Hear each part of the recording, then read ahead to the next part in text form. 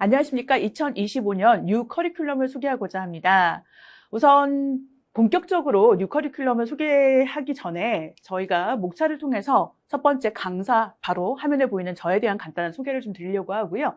그리고 선생님들께 가장 중요한 2025년 간호직 공무원 시험 대비를 위한 우리가 뉴 커리큘럼을 소개하고자 합니다. 그리고 그뿐만 아니라 저희가 이어서 간단한 학습법에 대한 팁도 함께 제공해 드리고자 합니다. 그럼 먼저 이제 화면에 보이는 김원경이란 사람에 대해서 처음 보시는 분들도 있을 거고요. 아니면 이제 이름은 들어봤어. 알약 필기노트 그 사람 아니야? 라고 하는 생각도 드실 거예요. 그래서 저에 대해서 조금 부끄럽지만 간단하게 소개를 드리자면, 우선 저는 선생님들과 같이 간호사입니다. 네, 간호대학을 나왔으니까요. 간호사고, 그다음에 이제 면허 및 자격을 보시면 아시겠지만 보건교사 자격도 가지고 있고요. 그다음 제가 이제 신경외과와 정신과 임상 경력이 있습니다. 그러다 보니까 정신과 임상 경력이 조금 더 많아서요. 정신건강 전문요원 1급을 가지고 있기도 하고, 그다음에 대학원 이제 석사과정에서 제가 그 석사과정의 전문 간호사 배출을 한 첫 번째 케이스여서 정신 전문 간호사기도 하고요. 그다음 이제 대학에 있으면서 학생들 지도를 위해서 또 필요해서 중독 간호사 1급을 했고요. 그다음에 제가 이제 대학에 교수로 있었던 시절이 있기 때문에 학생들의 취업을 위해서 필요한 자격증이 몇 가지가 있었죠. 그 대표적인 것이 바로 BLS 이제 인스트럭터라고 해가지고 우리가 심폐소생술, 미국 심폐소생술 자격증이 필요했기 때문에 저희 대학에서 운영을 했었기 때문에 거기에 대한 인스트럭터 자격증을 가지고 있고요. 그다음 제가 이제 석사 때 우리나라에 이제 기본적으로 미국 간호사 면허를 우리나라에서 시험 볼 수 있었던 시기가 2번 있었습니다. 근데 첫 번째가 2000년도 초중반쯤이었는데 제가 석사할 때쯤이었거든요. 그래서 그때 이제 제가 방학 때 시험을 봐서 NCLEXR의 뉴욕주 보드를 가지고 있습니다. 그다음 이제 학력 및 경력을 보시면 앞에서 제가 교수를 했다는 적이 있다고 계속 말씀을 드렸으니까 당연히 우리나라 현재 기준으로 간호교육 평가원, 그다음에 간호교육 인증기관에 대한 기본적인 지침을 보시면 간호학 박사여야 하거든요. 그래서 저는 이제 간호학 박사가 맞고요. 그래서 많은 분들이 가끔 그런 거 궁금해 하시더라고요. 제가 임상을 어디서 했는지. 그래서 이제 기본적으로 저는 지역사회와 그다음에 병원 두 현장에서 다 근무를 했었는데, 임상, 즉 병원 현장이라고 하면 아주대학교 병원, 그다음에 삼성서울병원이 대표적이고요. 이 두 곳에서 이제 아주대학교 병원은 초창기 신경외과, 그다음 정신과로 옮겨서 근무를 했었고, 삼성서울병원은 이제 정신과 병동에서 근무를 하다가 나중에 임상의학센터로 옮겨가지고 현재 존재하는 이제 삼성서울병원의 임상의학센터 그 세팅 멤버 중에 한 명이었습니다. 그다음 부천시 정신건강복지센터에서는 이제 정신건강 전문 요원으로 초창기 이제 정신건강복지센터가 생길 때 서울대학교 팀하고 같이 일을 해서 팀장이었었고요. 그다음 서울시 강역정신건강복지센터라고 해서 이곳에서는 이제 선생님들께서 학창 시절에서 많이 보셨을 텐데 쓰레기집에 찾아가서 해결해드리고, 그다음에 자해하시는 분들 진정시켜드리고, 그다음 자살 시도를 하시는 분들 한강에 찾아가서 소방관이랑 같이 진정시키고 이런 일을 했었습니다. 그리고 이제 그 거리에 있는 노숙인들 찾아가서 그분들 건강 상태 확인해드리고, 그래서 이제 정신건강복지센터에서 저희가 위기개입팀에서 선임 이제 연구원으로 일을 했었고요. 저는 이제 올해로 21년의 강의 경력을 가지게 되었는데요. 저 같은 경우에는 이제 석사하기 전에 이미 정신건강 전문요원 1급이어서 이제 실무자들 같은 경우에는 특정 자격증이 있는 상태면은 대학에서 강의가 가능하거든요. 메인 과목은 아니지만 이제 실습이라든지 아니면 교수님과 같이 이제 그룹으로 수업을 한다든지 이런 게 가능해서 저는 석사를 시작하기 전부터 강의가 가능했었습니다. 병원에서 양해를 해줘가지고요. 그래서 이하여대, 아주대, 중앙대 등 이제 더 많은 대학의 외래 교수, 즉 시간 강사를 했었지만 이런 부분들이 있고요. 그다음 저는 이제 총 3곳에서 전임 교원으로 일을 했었는데, 처음은 이제 경북에 있는 서라벌대학교 경주, 거기 전문대였거든요. 거기에서 처음에 이제 학제가 일어나기 전에 시작을 했고요. 그다음에 이제 옮겨서 김천대학교, 그다음 마지막으로 충청대학교 해서 3군데 대학에서 교수, 즉 학과장, 그다음에 4학년 전담 교수 이렇게 근무를 했었습니다. 근데 그거 말고도 제가 이제 어떻게 보면은 간호직 공무원 이쪽 강의를 하게 된 대표적인 것 중에 하나가 안양시 만안구 보건소 운영위원을 했었고요. 그 다음에 세종시, 그 다음 경주시 보건소 운영 및 자문위원을 했습니다. 이거 말고도 영등포 구치소 자사상담위원이라든지 아니면 일군사령부 자사상담위원이라든지 이렇게 자질구레한 대외활동, 그 다음에 경북 강역치매센터 자문위원 이런 것들을 했었거든요. 그러다 보니까 아무래도 지역사회와 그 다음 우리가 일반적으로 임상에 대한 경험이 다 있기 때문에 가능했었고요. 그다음 아마 선생님들께서 제 강의를 들을 때 뭐 다른 학원 같은 경우에는 간호관리 따로, 그다음 지역사회 과목 따로 이렇게 강의를 하는 경우를 많이 보셨을 거예요. 그런데 한 사람이 간호관리, 지역사회 모두 하네. 그래서 이것 때문에 불안해했다는 분들이 가끔 있으세요. 제 강의를 들었던 학교 후기 보면은. 근데 저 같은 경우에는 이제 처음 학교를 갔을 때는 간호학으로 뽑아가지고 그 당시에 이제 없었던 교수가 정신간호학 교수하고 간호관리학 교수가 없었는데 시간 강사 선생님이 그 학교에 되게 좀 오래되시고 중요한 분이셔서 저는 이제 간호관리학을 메인으로 하면서 시간 이제 강사 선생님과 함께 정신간호를 같이 했었습니다. 그러다 보니까 처음에 학교에서는 간호관리학을 메인으로 강의를 많이 했었고요. 그다음 두 번째 학교에서는 지역사회 간호학 교수님이 메인이 좀 없으셔서 정신간호학을 하면서 동시에 지역사회 간호학을 함께 했었고요. 마지막 학교에서는 정신간호학을 했습니다. 그러니까 정신간호학을 했지만 우리가 간호관리학에 많은 교과목이 있기 때문에 그중에 일부를 하고 또 지역사회도 학생 수가 많아지면은 실습 지도라든지 이런 부분이 좀 달라지는 부분이 있기 때문에 그래서 저는 간호관리학과 정신간호학 그다음에 지역사회 간호학에 대한 부분뿐만 아니라 기초의학에 대한 강의를 모두 해봤었고요. 그리고 메인 교수로서 그런 부분들을 컨트롤해본 경험이 있습니다. 자, 그러면 본격적으로 저희는 2025년 시험에 대비한 뉴 커리큘럼, 즉 신커리큘럼에 대한 소개를 하고자 합니다.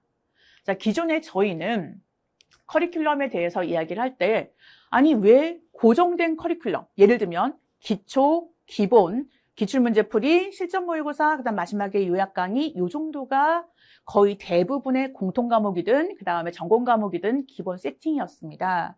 그러면 왜 새로운 커리큘럼이 필요한 것일까요? 이런 걸 생각할 수가 있습니다. 우선 첫 번째, 최근 5년 사이에 전공 출제 경향의 변화가 있었습니다. 특히 최근 4년에는 어떤 게 있었냐면 서울시는 서울시와 지방이 나누어서 출제 문제가 달랐었는데 서울시는 과거에는 지역적이고 조금 어렵다는 평가를 많이 받았어요. 그랬는데 최근 4년 동안은 서울시는 오히려 약간 평이해졌습니다. 아주 지역적이지 않고 좀 어느 정도 정리가 되는 중요도를 좀 고려해서 문제가 나오는 거였다면 그런데 지방은 과거에는 굉장히 평이하고 그래서 국시 공부에서 조금만 더 신경을 쓴다고 하면 시험을 봐볼 만하다는 평가를 좀 받았습니다. 최근 4년 동안 지방 같은 경우에는 약간 더 지역적이 되다 보니 조금 더 어렵다는 평가를 받았어요. 그래서 사람들이 시험을 보고 나서 지방지 문제를 보고 이거 서울시 문제 같아. 그 다음에 서울 지방 이거를 가리고 나서 봤을 때 서울시 문제를 보고 이거 지방지 문제지. 이렇게 혼동을 줄 만큼 서로 달랐습니다. 그러다가 어떤 변화가 있었냐면요. 바로 2024년부터 서울시와 지방이 통합되어서 이제 하나의 문제를 봅니다. 그래서 간호관리도 시험지 하나, 지역사회도 하나여서 서울시 문제든 지방 문제든 동일한 날짜에 시험을 보기 때문에 같은 문제로 시험을 보게 되었습니다. 그러다 보니까 뭐가 있냐면 너무 지역적이거나 너무 평이해지는 게 아니라 어느 정도의 기준점을 좀 맞추려고 해요. 그러니까 전체적으로는 기출 베이스로 우리가 흔히 생각을 할 때 난이도를 충분히 고려했네라는 생각이 들고요. 하지만 분명히 그 속에서 조금 세부적으로 지역적인 부분은 존재해요. 완전 과거처럼 생뚱맞은 단원이 나온다든지 아니면 생뚱맞은 이론이 제시된다기보다는 기존에 우리가 가볍게 넘어갔거나 다빈도가 아니었기 때문에 그냥 넘어갔던 부분을 조금 더 반영하는 비율이 좀 높아졌을 뿐입니다. 그렇다고 하면 이거에 대한 대응하는 커리큘럼이 필요하지 않을까요? 자, 그래서 저희는 출제 경향부터 잠깐 좀 점검을 해보려고 합니다. 자, 관리 5개년 출제 경향을 좀 봤는데요. 사실 저는 저의 교재에서 과거에는 3개년 출제 경향, 그 다음에 10몇 개년 출제 경향 이런 식으로 봤었는데 최근 어쨌든 바뀐 출제 경향이 있기 때문에 이것을 반영해서 5개년 출제 경향을 좀 앞부분에 제시를 하려고 합니다. 그래서 보시면 아시겠지만 간호관리 이해가 전체 20문제 중에서 7%를 차지하니까 한 문제 반 정도라고 생각하시면 돼요. 어떤 때는 2문제까지도 출제가 되고요. 그다음 기획 파트 같은 경우에는 최근 들어서 많이 강조를 두는 파트여서 여기 같은 경우에는 전체 20문제 중에서 거의 4문제, 많은 경우에는 5문제도 나오지만 맥시멈 4문제라고 생각하시면 됩니다. 그다음 조직 파트 같은 경우에는 전체 20문제 중에서 2문제 정도고요. 그다음 인적자원관리 같은 경우에는 최근 5년 사이에 출제 빈도가 좀 늘어서 전체 20문제 중에서 3문제. 그다음 지위와 관련해서도 사회적인 이슈가 있을 때 전체 20문제 중에서 3문제까지도 출제가 되는 경우인데 맥시멈 2문제가 출제가 되고 있고요. 그다음 통제 같은 경우에는 의료기관 인증평가라든지 법령의 개정과 관련해서 많은 영향을 받는 부분이기 때문에요. 통제에서는 환자 안전관리라든지 인증평가와 관련해서 전체 20문제 중에서 4문제 정도가 출제되고 있습니다. 그러면서 간호관리라고 한다고 하면 이거는 전체 20문제 중에서 2문제인데요. 사실 과거에는 서울시에서는 1문제가 나올까 말까 했습니다. 그러다가 이제 우리가 지방으로 가면 2문제에서 3문제까지도 많이 출제가 되는데 좀 정비가 되어서 2문제 수준에서 크게 벗어나지 않을 것 같습니다. 1문제 내지 2문제요. 그다음 법과윤리 같은 경우에는 사실 전체적으로 서울시 같은 경우는 1문제 정도였고 지방 같은 경우가 2문제 정도로 출제가 됐거든요. 그런데 법과윤리 같은 경우는 최근 들어서 우리가 보면 한국간호사윤리강령의 변화라든지 그 다음에 어떤 여러 가지 법적 의무라든지 이런 부분에 대한 강조가 조금 있기 때문에 이거는 2문제까지도 올라갈 가능성이 좀 있습니다. 그래서 전반적으로 갈 일은 이렇게 5개년에 대한 부분이 있어서 과거에 서울시와 지방을 나누어서 출제 영향을 분석했다면 이제는 통합적으로 봐서 이런 부분이 있구나라고 정리를 하실 필요가 있습니다. 그 다음 지역사회를 보시면요. 지역사회 이제 출제 경향을 보시면 우선 지역사회 간호학 서론이 전체 20문제 중에서 약 2문제, 그 다음 지역사회 보건행정이 전체 20문제 중에서 약 3문제.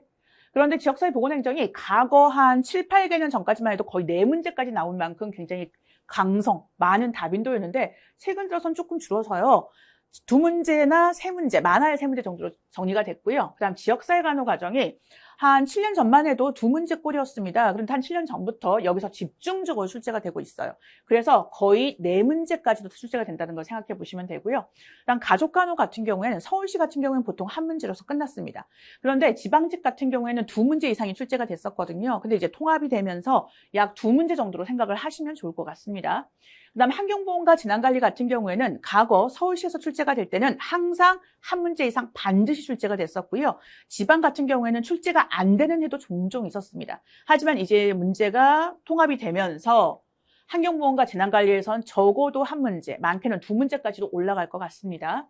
그다음 지역사회 간호 사업 같은 경우에는 전통적으로 20문제에서 약 4문제가 출제되고 있습니다. 다만 차이가 있다면 모자보건사업, 노인보건사업, 그다음에 직업건강간호사업, 학교보건사업 이 4군데에서 집중적으로 출제가 됐다면 상대적으로 학교보건사업이 조금 줄어드는 추세고요. 여전히 모자보건사업과 직업건강간호사업, 즉 산업보건이라고 하죠. 그 다음에 이제 우리가 노인에 대한 부분은 많이 출제가 되고 최근 들어서 팬데믹, 즉 코로나가 끝나고 나서 다시 가정간호 사업이라든지 아니면 건강 증진과 관련돼서 일반적인 사업에 대해서 언급을 하고 있습니다. 그 다음 건강 증진과 보건교육은 사실 코로나 시점에서는 문제가 약간 줄었다가 코로나가 끝나고 나서 다시 문제 출제가 올라가고 있습니다. 그리고 보건소에서 많이 강조하는 부분이어서요. 여기는 전체 20문제 중에서 약 3문제, 많으면 4문제까지 출제된다고 생각을 하고 접근하셔야 합니다. 그 다음 역학 및 질병관리 같은 경우에는 전통적으로 한 7년 전까지만 해도 2문제 이상은 잘 출제를 하지 않았어요. 그런데 최근 들어서 보면은 역학 및 질병관리가 시기에 따라서 오히려 코로나 한창 시기에는 많이 출제가 되지 않다가 코로나가 좀 덜해지면서 시험 문제가 갑자기 확 상승을 합니다. 그 이유는 여러 가지가 있는데요. 우리가 법령에서 감염병에 대한 지정 감염병에 대한 체계가 좀 구분이 돼서 바뀌게 되고요. 그다음 우리가 이제 지역사회 간호학에서 계산 문제가 보통 1문제에서 2문제가 나오는데 만약에 1문제만 나온다고 할 때는 보통 역학 및 질병관리에서 1문제가 나오는 편입니다. 이번 2024년도 그랬고요. 그 다음에 또 다른 1문제는 지역사회 간호 사업에서 인구와 관련된 여러 가지 부분을 살펴볼 때 노령화 지수라든지 그 다음에 우리가 여러 가지 인구 관련된 성비 이런 문제들에서 또는 모아 사망률 이런 것들에서 나올 수가 있어서요. 역학 및 질병관리와 그다음에 지역사회 간호 사업에서는 계산 문제까지 고려하셔서 준비를 하셔야 됩니다. 그래서 이런 부분들이 존재한다. 기억을 좀 해두시면 출제 경향에 대한 이해가 조금 더 쉽겠죠. 자, 그러면 이렇게 출제 경향에 대해서 단순히 뭐가 몇 문제 나왔어가 아니라 전체적으로 봐서 우리가 18년 동안에 이런 흐름이 있었고 그중에 특히 최근에 통합이 되기 전까지는 어떤 흐름이 있었고 그 다음에 경향성이 어떻게 되고 이런 것들은 계속 확인을 하셔야 합니다. 그래서 저는 선생님들에게 강의를 하면서 항상 그의 국시에 대한 부분들도 언급을 해드리고 모의고사 문제로도 제공을 해드리는데요. 그러니까 왜 그렇게 하느냐면 사실 시험의 출제위원은 대부분 대학 교수진들입니다. 간호대학의 현직. 그래서 그분들이 국시출제위원과 그다음에 공무원 시험 출제위원이 과거에는 분리돼 있었어요. 그런데 최근 5년 사이에는 좀 겹치는 부분이 있어요. 그래서 똑같은 문제가 나오는 건 아닙니다. 하지만 그 출제위원들을 대충 그 출제위원회 인력 풀을 안다고 하면 그 사람들이 관심 있어 하는 것들, 그 다음에 학회에서 그 사람이 최근에 어떤 것들을 발표했는지를 보시면은 조금 더 출제 경향성을 알게 되거든요. 그래서 실제 저는 그거를 매년 작업을 합니다. 그래서 이런 부분들에 대한 출제 경향이 분석이 되었기 때문에 뉴 커리큘럼이 필요하다고 보시면 돼요. 자, 그러면 2025년 대비 간호직 뉴 커리큘럼의 전체적인 흐름은 이렇게 진행이 됩니다. 우선 9월 저희가 개강을 하잖아요. 그래서 9, 10월에 좀 빠르게 스피드하게 해서 기직에 대한 이론 강의가 진행이 될 겁니다. 그리고 나서 이제 11월에서부터 2월까지 기출문제 해독과 관련돼서 기출문제 풀이를 할 건데요. 뒤에서 자세하게 설명을 하겠지만 기출문제 해독 같은 경우에는 11월과 12월은 단원별 기출문제 풀이를 할 겁니다. 그리고 1월부터 2월 사이에는 그 단원별 기출문제를 현재 시험 보는 것과 똑같이 모의고사형으로 다시 한번 정리를 해서 해독할 수 있는 문제풀이를 할 거고요. 그리고 나서 3월에는 개념 요약인 알약 강의를 다시 할 겁니다. 그래서 이걸 한 1개월간 전반적인 강의에 대한 걸 쭉 진행을 할 거고요. 과거에 이제 알약 특강이라고 해서 핵심만 줄여가지고 하루나 이틀로 정리했던 것을 조금 더 길게 정리를 한다고 생각하시면 돼요. 하지만 여전히 전체 이론보다는 정리가 좀 간단하게 될 것이고요. 그다음 프라다라고 해서 4월에서 5월 사이에서는 실전 모의고사 문제를 저희가 이제 풀어볼 겁니다. 아시겠지만 실제 저는 수험생들 사이에서 가장 실제 문제와 유사하게 구성한 모의고사라는 평가를 받고 있습니다. 이런 문제를 풀 거고요. 그 다음에 이제 5월 말에 비법 특강을 할 겁니다. 그래서 알약과 다른 게 뭐냐면 이 비법 특강은 물론 제가 모든 커리큘럼의 가정상 그 당시에 변화된 법령을 반영해서 말씀을 드릴 거고 그다음 이슈가 되는 것들을 언급을 해드립니다. 선생님들께서 굳이 뉴스를 보거나 찾아서 보건관계 사항을 보지 않아도 간단하게 언급해주고 언급을 하는데요. 우리가 보통 6월을 시험 본다고 기준을 얘기를 한다면 우리가 출제위원들이 시험 출제를 하는 건 4월 말쯤입니다. 그리고 그 4월 말쯤에 시행되고 있는 법령을 기준으로 한다거나 정책을 기준으로 하고 있는데 법령이나 정책은 수시로 바뀌는 경우가 많아요. 그래서 시험 출제가 완벽하게 끝나고 난 다음에 제가 전반적으로 관련된 법, 정책, 그다음에 제도 변경이 있거나 그런 부분들을 조금 더 요약 정리를 해서 요거 좀 간략하게 한 특강을 하려고 합니다. 그래서 이런 식으로 정리가 된다는 걸 확인해 보실 필요가 있고요. 그러면 저희가 각 단계마다 조금 자세한 커리큘럼에 대한 소개를 좀 하고자 합니다. 자, 우선 기지개부터 살펴볼 건데요. 기지개는 이제 과거에는 저희가 심화이론에서 기출지문에 대한 OX 개념 정리여서 OX 퀴즈를 가지고 먼저 기출지문을 살펴본 다음에 그리고 개념 정리를 했습니다. 하지만 이번에 뉴 커리큘럼에서는 좀 바뀌는 게 좀 많죠. 기본 및 심화 이론에 해당되는 거고요. 그러니까 기지개가 기본서를 대신합니다. 그러면 이제 실제 제가 운영하고 있는 네이버의 알약 카페에서 수험생분들이 물어보시는 경우가 있었어요. 아니 그러면은 기본서가 아예 없는 건가요? 하고 불안해하실 수 있는데 왜냐면 교수님 최근 들어서 시험 문제가 조금 지엽적으로 나온다고 하는데 근데 기본서가 없으면 제가 어떡하죠? 기출만 가지고 뭔가 해결할 수는 없잖아요. 전 고득점을 해야 되는데 라고 불안해하시는 분들이 있어요. 그래서 그런 부분들 충분히 고려해서 저희가 이번 기지개는 출제 경향을 먼저 5개년과 18개년을 확인할 수 있게끔 해드리고요. 그리고 난 다음에 기본 개념 플러스 그 다음에 심화 개념 그리고 우리가 다빈도가 아니라고 하더라도 실제 출제가 되지 않았다고 하더라도 그 개념들을 이해하기 위해서 부가적으로 나왔던 이론이나 개념들을 다 넣습니다. 그래서 이걸 먼저 하고요. 그리고 나서 그 학습의 끝에 기출지문 개념 OX를 넣어서 지난 18개년 동안에 우리가 어떤 기출지문들이 나왔었는지를 전반적으로 정리를 할 거예요. 그리고 난 다음에 그 지문들을 분석하면서 출제자의 함정을 분석하기 때문에 어떻게 보면은 기존에 그냥 줄글처럼 쭉 읽고 간단하게 설명하던 것보다 훨씬 더 꼼꼼하게 관련된 개념들을 설명할 겁니다. 그래서 불안한 분들이 있으시다면 실제 제 강의와 나중에 출판되는 교재를 확인하시면 아, 이게 훨씬 더 구조화되어 있고 체계적으로 정리가 되어 있구나라는 걸 느끼실 겁니다. 기존에 우리가 기본서가 대다수가 지나치게 요약되어 있거나 아니면 이제 저 알약 필기노트 같은 경우에는 기본서가 아니에요. 요점 정리책입니다. 근데 많은 분들이 그걸 기본서 착각하시는데 기본서 아니거든요. 그리고 다른 교수님들의 교재 속에서는 두 가지 타입으로 나뉘는데 그냥 간단하게 정리를 한다거나 아니면 볼륨이 너무 두꺼워서 힘들어졌는데 그 중간 정도가 될 거라 생각하시면 될 것 같아요. 그래서 기본적인 내용들은 있지만 잡다한 내용들은 좀 정리를 한 거라고 생각하시면 조금 더 정리가 될 것 같습니다. 그다음 두 번째, 기해. 자, 이건 제가 이름을 붙인 건데요. 공무원 시험에서 시간적 여유가 없을 때 무엇을 봐야 할까요? 라고 물어보는 수험생이 상당히 많습니다. 그러면 제일 먼저 기출 해독부터 하라고 합니다. 이거는 예를 들어서 시간적 여유가 많다고 하더라도 기본 개념을 공부하기 전에 시험이 어떻게 나왔는지 최근 한 3년 정도 거는 풀어보세요 라고 저는 조언을 해요. 그렇기 때문에 기출 문제를 푸는 것은 그만큼 중요한데 우리는 기출 해독을 적어도 3번 이상은 다들 하세요. 근데 무슨 문제가 있냐면 시험을 보고 나와서 하는 말들이 나 기출문제 충분히 해독을 했는데 또 틀렸어. 비슷한 거. 이런 얘기를 해요. 사람마다 반복해서 본인에게 취약한 부분이 있거든요. 그래서 기회는 우선 18개년 단원별 기출문제 풀이를 11월부터 12월까지 진행을 합니다. 그리고 이게 끝나고 난 다음에는 기출해독 모의고사라고 해서 기존의 18개년 기출 그 문제들을 실제 시험을 보는 것처럼 모의고사 형태로 우리가 5개년에 맞춰서 1단원 2문제, 2단원 4문제 이런 식으로 배정을 해가지고 저희가 해독을 해요. 그렇게 되면 똑같은 문제지만 이렇게 배치가 달라지면 답을 외는 게 아니라 내가 정말 알고 풀었는지 아니면 모르고 있는지에 대한 것이 점검이 될 겁니다. 그래서 기회도 출제 경향을 점검하고 단원별, 연도별 기출풀이를 하고 그 다음에 전범위 재구성 기출 해독 모의고사를 실시를 해가지고 적어도 이제 커리큘럼 속에서는 기출 문제를 2번 저희는 반복해서 정리를 한다고 생각하시면 돼요.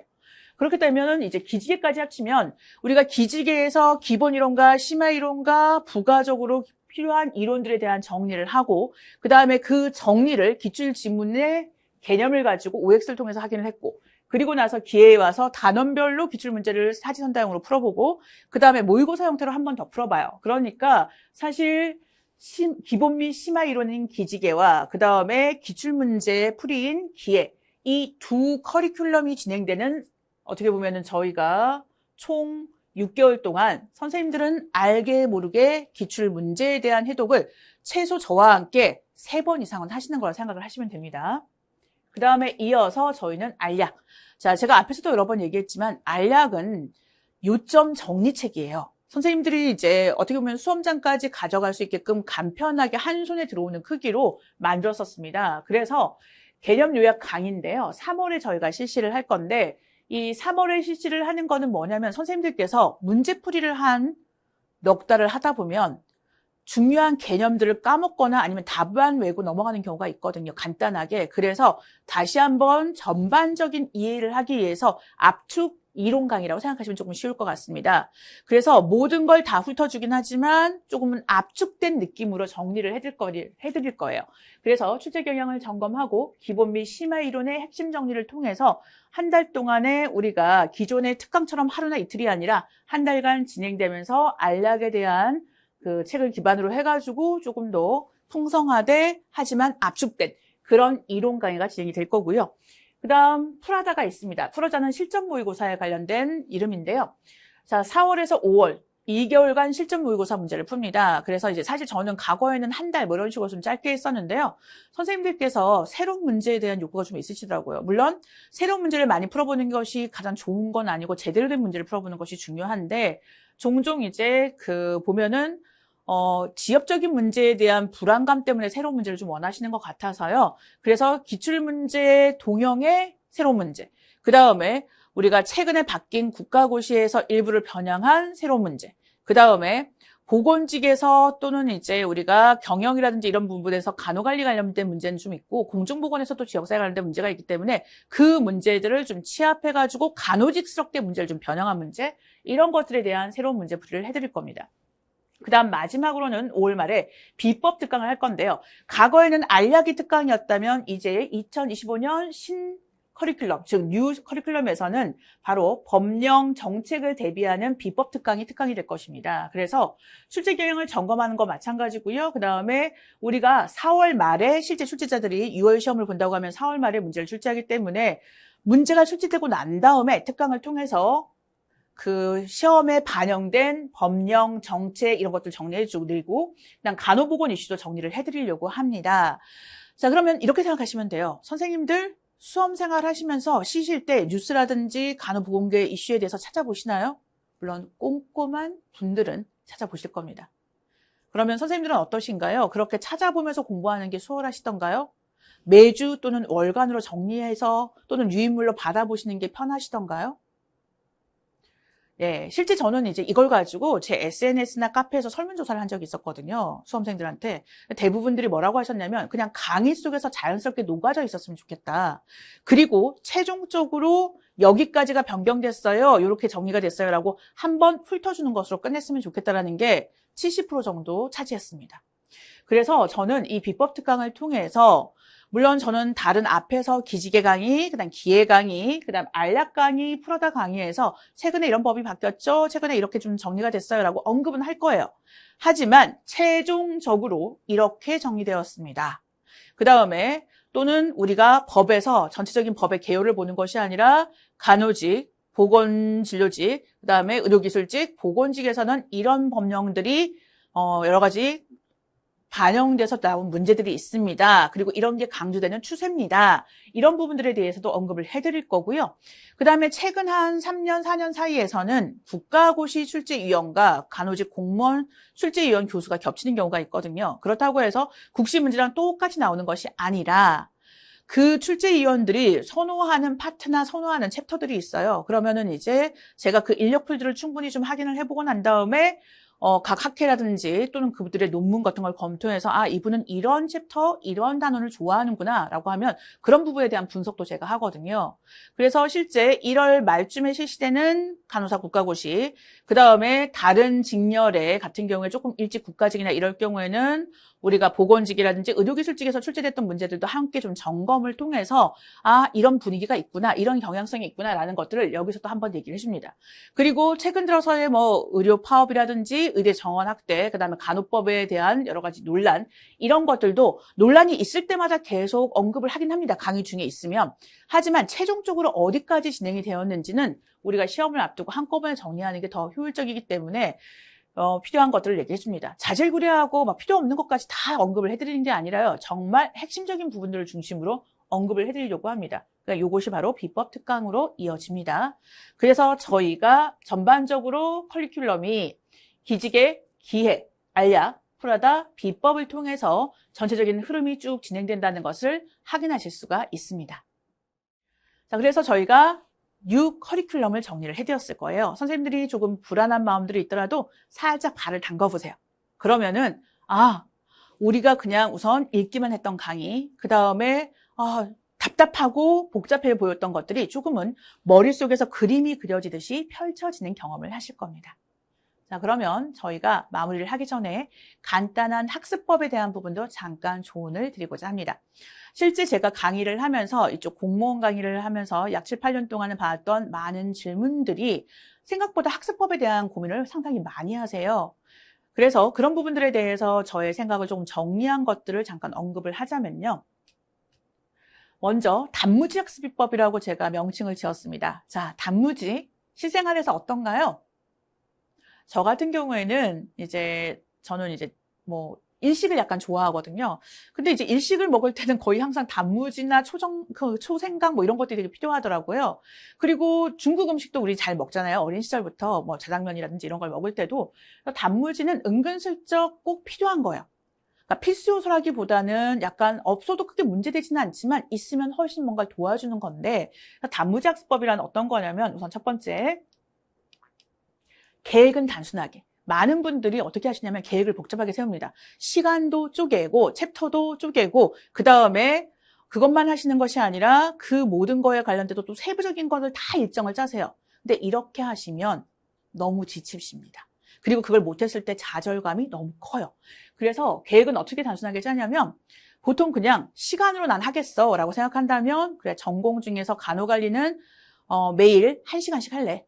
지역사회 1시간씩 할래 이렇게 한다라든지 아니면 챕터별로 해서 오늘은 단원 1을 그냥 나가는 걸로 할래 이런 식으로 좀 간략하게 짜는 것이 훨씬 더 효율적입니다. 계획만 세워놓고 그것에 지치거나 계획에 짓눌리는 것보다는 조금 하시는 게 좋고요. 만약에 조금 더 여기 하나의 더 조언을 드리자면 공부에 대한 퍼센테이지는 좀 나누셔야 돼요. 이건 뭐냐면 초창기에 시험을 시작을 할 때는 우리 간호직 같은 경우에는 공통 과목 3과목 어떤 게 있죠? 국어, 영어, 한국사 이 3과목과 그 다음에 전공인 간호관리, 지역사회 간호 이렇게 해서 총 5과목에 대한 시험을 공부를 해요. 그러면 이 5과목에 대해서 우리가 생각해 봐야 될 것이 무엇이냐면 국어, 영어, 한국사 평소에 잘 하던 건가요? 아니죠. 그러면 초창기에는 거의 80%에 가깝게 이제 공통 과목에 대한 공부를 하시라고 전 권해드립니다.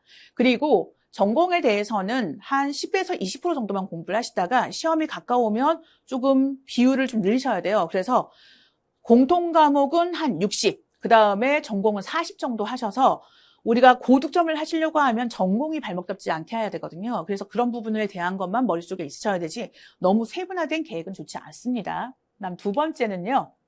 진도는 무조건 하는 겁니다. 자, 이건 뭐냐면 제가 실제로 많이 질문을 받는 경우에 수험생들한테 어떤 경우를 경험하냐면 공부를 하다 보니까 챕터 중에서 어느 한 내용이 이해가 안 가요. 그리고 강의를 들었지만 무슨 소리인지 모르겠어요. 그러면은 그것만 파고 그래도 불안하니까 이론서를 보다가 기출문제집에서 그걸 찾아서 풀게 되고 그 다음에 그게 좀 헷갈리니까 다른 교수는 또 어떻게 기술했는지 또 찾아봐요. 그리고는 결국 그 단원을 못 끝냅니다. 그래서 본인이 만약에 헷갈리거나 잘 이해가 되지 않는다고 하면 그 부분에 포스트잇을 붙여놓거나 아니면 체크를 하고 넘어가세요. 그리고 나서 어쨌든 처음에 단원을 끝내세요. 왜냐하면 한 번만 볼 게 아니라 우리는 여러 번 해독을 할 거기 때문에 그런 과정을 하면서 진행할 필요가 있어서 무조건 단원을 그냥 쭉 진행하는 게 중요합니다. 그리고 반복 학습이 훨씬 더 의미가 있습니다. 그 다음 세 번째는 실천은 지속적으로입니다. 자, 제가 여러 번 강조를 하는데요. 전공 과목에 대해서 처음 시험을 준비하는 분들은 뭐라고 얘기하냐면 이거 암기 과목이잖아요. 마지막 한 달 동안 할 수 있겠죠? 예, 국시면 가능합니다. 국시는 내가 고득점을 받을 필요가 아니라 커트라인만 통과하면 돼요. 그런데 간호직 공무원 시험은 고득점을 해야지만 합격을 합니다. 내 생각에는 점수를 잘 본 것 같다고 하더라도 나보다 더 고득점자가 많으면 당연히 난 떨어질 수밖에 없어요. 그래서 실천을 지속적으로 하는 이야기는 무엇이냐면 초창기부터 공통 과목과 전공 과목을 함께 준비하시는 게 가장 효율적입니다. 그래서 재수생들은 아세요. 처음부터 이제 공통 과목에만 올인하는 게 옳지 않다는 것. 그리고 전공 과목이 생각보다 굉장히 볼 것들이 많다는 것을 확인할 수 있습니다. 그렇기 때문에 실천은 지속적으로 예를 들면 이제 저희가 개강을 하고 나서 추석 연휴도 있고요. 그다음에 설 연휴도 있을 거예요. 그러면은 이제 지방이 집이신 분들 내려가시는 분들도 있고 친척들도 오니까 공부하기 뭐하니까 그럴 수가 있어요. 그렇다고 해서 제가 매일 공부하라는 건 아니고 하루나 이틀 쉬기로 한 날짜를 설정해 놓는다면 그때는 어쩔 수 없지만 나머지 시간은 단 1시간이든 2시간이든 공부를 하셔야 됩니다. 공부를 놓았다가 다시 시작하면 복구하는데 상당히 오랜 시간이 걸려요. 그래서 그런 부분들 때문에 실천은 지속적으로 하라고 강조를 합니다. 그 다음 우리가 일반적인 안심합격 전략에 대해서 5가지 조언을 드리는데요. 저는 실제 제 가족 중에서 서울시 소방 공무원이 있습니다. 제 막내 동생이 그렇고요. 그 다음에 이제 제자들 중에서 그리고 제가 이쪽에서 강의를 하면서 배출한 선생님들이 좀 있잖아요. 그래서 그분들의 이야기들을 충분히 검토를 하고 결정한 것이 처음에 계획을 짤 때 쉬는 날을 정하는 겁니다. 자, 쉬는 날은 하루보다는 이틀을 하셨으면 좋겠습니다. 그러니까 예를 들면 제 동생 같은 경우에는 금요일 날 오후부터 일요일 날 오전까지를 쉬는 날을 정했어요. 그래야지만 이제 직장인 친구도 만나고 술도 한잔하고 운동도 하고 하지만 월요일부터는 학원 강의를 듣는다든지 본격적으로 시작을 해야 되니까 무슨 일이 있어도 일요일 오후에는 책상 앞에 앉는 거예요. 그래야지 약간의 시간 소비를 하더라도 다시 일상생활로 돌아오기가 수월해지거든요. 그래서 제가 이틀을 잡으라고 하는 이유는 또 있습니다. 우리가 일을 하다 보면 공부를 하다 보면 컨디션이 안 좋을 때가 있어요. 그러면 나중에 하반기에 가게 되면 이 이틀을 잡아놓으면 내가 하루 정도는 끌어다 쓸 수가 있어요. 그래서 효율적으로 쓸 수가 있기 때문에 쉬는 날을 반드시 이틀을 정하고 시작하시라고 권합니다. 그다음 두 번째는 체력 관리가 행운을 부릅니다. 제가 공무원 시장에 있으면서 굉장히 안타깝게 여겼던 것들이 뭐가 있냐면 모의고사도 잘 나오고 충분히 공부도 많이 하셨던 선생님들께서 시험 전날 갑자기 배탈이 난다거나 아니면 시험 당일날 컨디션이 안 좋아서 급하게 시험을 마무리하셔서 안타깝게 1점 차이로 떨어진다거나 아니면 시험을 망치는 경우를 종종 봅니다. 그리고 실제 실강을 해보면 시험이 끝나갈 때쯤 되면 저도 체력이 바닥을 치고 뭐 저야 이제 암환자였기도 하고 그러니까 이해가 좀 되지만 대부분의 선생님들도 지치세요. 그러면 결국 그 체력 때문에 공부를 못 하시게 되세요. 자, 세 번째, 꾸준한 반복이 점수를 만듭니다. 제 강의를 아시겠지만 저는 여러 번 반복하는 커리큘럼을 구성하고 있습니다. 선생님들께서 전공 과목을 암기 과목으로 잘못 알고 계시는 경우가 많아요. 근데 객관식 문제를 풀기 위해서는 딸딸 암기를 하는 것이 중요한 것이 아니라 맞고 틀리고를 짧은 시간 안에 구별해내는 능력이 중요합니다. 그래서 반복을 통해서 우리 뇌는 자극을 받고요. 단기 기억에서 장기 기억으로 옮겨갈 수가 있습니다. 그렇기 때문에 꾸준한 반복이 점수를 만들고요. 네 번째는 달리기 위해서는 준비가 필요합니다. 이건 뭐냐면 많은 분들이 항상 이동할 때마다 엄청나게 많은 교재를 가지고 다닐 수가 없어요. 물론 제가 그것 때문에 요점 정리 책이라고 할 수 있는 알약을 만들었지만 기본적으로 선생님들이 알약도 가끔 가다 보면 알약도 약간 빈약해요라고 하는 경우가 있어요. 알약은 제가 기본 틀을 잡아드리고 선생님들이 개별 본인이 부족한 걸 메우는 책입니다. 그렇기 때문에 핵심은 제가 잡아드리지만 본인들이 약간 부족하다고 하면 그 부분에 대해서 좀 메울 수 있게끔 공간들이라든지 메모 공간들이 있거든요. 그래서 어떤 교재를 나의 단권화 작업을 할 교재일 것인지를 선택을 한 다음에 필요하다고 하면 거기에 포스트잇도 붙이고 그다음에 색인 작업도 하셔서 나중에 훨씬 이렇게 해독을 할 때 수월하게끔 그렇게 책을 교재를 정리하는 것도 필요합니다. 그다음 마지막은 선생님들의 멘탈 관리인데요. 기본적으로 단기 합격과 카드라에 현혹되지 말았으면 좋겠습니다. 제가 실제로 공무원 시험 이제 합격생 발표라든지 이런 걸 나오면은 최종적으로 통계가 나오거든요. 예를 들면 수험 준비 기간은 얼마였고, 남녀 성별의 비중은 어떻고, 연령대 비율은 어떻고, 그 다음에 시험에 응시는 몇 회 정도 했었고 이런 것들을 구분하고 있는데요. 보통 시험 응시는 최소 2회 이상입니다. 이게 뭐냐면 처음부터 본격적으로 공부를 하지 않더라도 시험을 먼저 한번 봐보고 그 다음에 준비하는 경우가 많아서 2회 이상의 경험이 가장 많고요. 그 다음에 실제 합격생들의 대다수는 1.5년에서 2년 정도의 수험 기간을 가지고 있습니다. 이거는 임상이라든지 어떻게 보면은 간호직으로서 일을 하다가 내가 본격적으로 공부를 해야 되지라고 하는 실제 소요 시간인 6개월, 3개월일 수 있지만 사실 교재를 산다거나 그다음 강의를 좀 들어보기 시작을 한다거나 하면서 뭔가 간호직 공무원 시험에 응시해야지 하고 준비를 시작하는 건 훨씬 더 긴 시간 동안이라는 거죠. 그래서 우리가 그 합격에 대한 수기를 보시면 저는 3개월을 공부했어요. 이런 것들은 처음부터 3개월이라기보다는 그 과거에 공부했던 거라든지 아니면 본격적으로 24시간 공부한 부분에 대한 것들을 얘기하는 경우가 많아요. 물론 기술 단계를 통해서 저는 여러분들의 단기 합격을 돕기 위한 굉장한 노력을 할 거예요. 그리고 실제 정말 단기 합격을 하시는 분들도 존재합니다. 하지만 평균적으로 봤을 때는 1.5년에서 2년이 걸린다는 건 그만큼 장기전이라는 것을 생각을 하고 준비를 하셔야 되기 때문에 멘탈 관리는 정말 중요합니다. 그래서 제가 강의 중간중간에 좀 도움이 되는 명언들 같은 걸 언급해드리기도 하고요. 그 다음에 선생님들이 힘들어하시는 부분들에 대해서 제가 공감하는 부분이 있을 겁니다. 저도 이제 긴 시간 동안 공부를 해봤던 사람이기도 하고요. 그래서 선생님들께서는 이런 것들에 카드라고 하는 것들에도 현혹이 좀 덜 되셨으면 좋겠습니다. 요즘은 이제 공부를 하면서도 SNS를 많이 하시잖아요. 그다음에 수험생 카페에 가입도 하고 저 같은 경우에도 각종 수험생 카페에 글을 읽을 수 있을 정도 수준까지는 가입이 되어 있거든요. 근데 거기에서 종종 뭐가 옳다 그르다 하면서 수험생끼리도 막 싸워요. 그런데 의외로 거기에는 틀린 오답 같은 부분들이 많이 언급이 되고 카드라 통신이 많습니다. 그 카드라 통신이 100% 진실이라면 참 좋겠지만 오히려 수험생의 마음을 무너뜨리는 경우가 많기 때문에 이런 부분들이 되게 중요하다고 생각을 합니다. 그래서 제 주변에서는 아예 투지폰으로 바꾸시는 분도 있고요. 아니면 시간을 정해놓고 핸드폰을 꺼놓는 경우도 있습니다. 그래서 카톡 프로필에 몇 시부터 몇 시까지는 공부 중이라 연락이 안 됩니다. 준비 중이라 연락이 안 됩니다. 이렇게 띄워놓는 선생님들도 계세요. 그래서 방법은 여러 가지입니다. 나는 핸드폰을 다스릴 수 있어 라고 하면 아무 문제가 없고요. 나는 뭔가에 집중하고 싶어서 핸드폰이라든지 카페라든지 이런 활동을 좀 자제할 필요가 있어 라고 한다면 그렇게 하셔서 다음에 좋은 결과로 이어지면 됩니다. 그러면 저희가 마무리를 하기 위해서 제가 선생님들한테 보통 추천하는 명언 같은 것들이 있는데요. 선생님들 혹시 만화라든지 애니메이션으로 도라에몽이라는 거 아시나요? 약간 고양이처럼도 생겼고 너구리처럼도 생겼고 수염도 있고 동글동글하게 생긴 캐릭터가 있는데요. 일본 애니메이션 캐릭터인데 그 이제 주인공은 마법 주머니 같은 걸 가지고 다니거든요.